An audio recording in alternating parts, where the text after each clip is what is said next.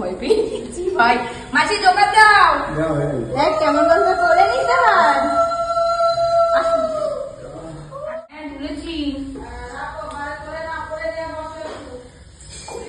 না না বলে নাও, দাঁড়া পড়ি। তোরা কি পড়তে লিখেছিস? মা মা আমায় তাড়াতাড়ি ঘরে তুলে নাও, ঠান্ডা লাগছে। আমাকে স্নেহা মাসি, দেবজানী মাসি আর তানিয়া মাসি নিয়ে এসছে। বাবা তো এখনো এয়ারপোর্ট থেকে ফেরেনি, তাই তুমি আমাকে আবার কিনে কি তুমি আমাকে একাই ঘরে তুলে নাও। পারলে পরে মাসিদেরকে কিছু খাইয়ে দিও।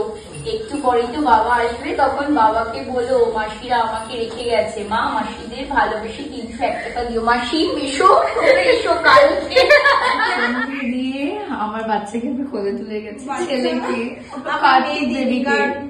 দিতে একটা ছেলেই চায়, তাই জন্য আমাদের 3 মাসের দায়িত্ব আছে। A few moments later.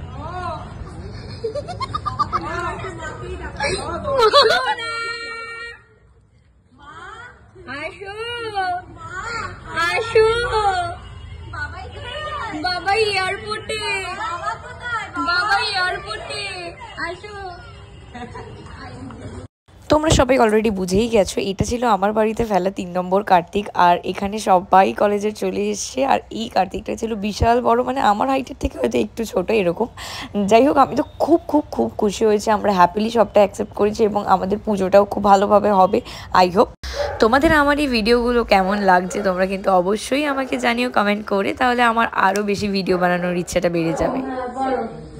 শীতের সকালে সকালে না রাতে দরজা খুলে দেখো মা, তোর কার্তিক এসেছে। ঠান্ডায় আমি কাঁপছি মা, আমায় ঘরে তুলে নে। কাকারা আমায় খুব যত্ন করে নিয়ে এসেছে, তুমি ঘুম থেকে উঠে দেখো মা। আচ্ছা, আমি তোর কার্তিক এসছি। আমার কাকারা খুব ভালো মা, ওদের মনে যেন কোনো কষ্ট না লাগে। ওরা মা কি ওরা যা খেতে চায় ওদের করে দিও। আচ্ছা, কাকারা না থাকলে তোমার কার্তিক তোমার কাছে আসতো না মা। আর কাকাইদের হাতে 2000 টাকা দিও মা। আচ্ছা মেনুটা, আচ্ছা দাঁড়া, কাকারা যা যা খেতে চায় তাই তাই পেছনের পাতায় লিখে রেখেছি মা। আচ্ছা দেখি দিদি, 100 ফাইবার 4টে,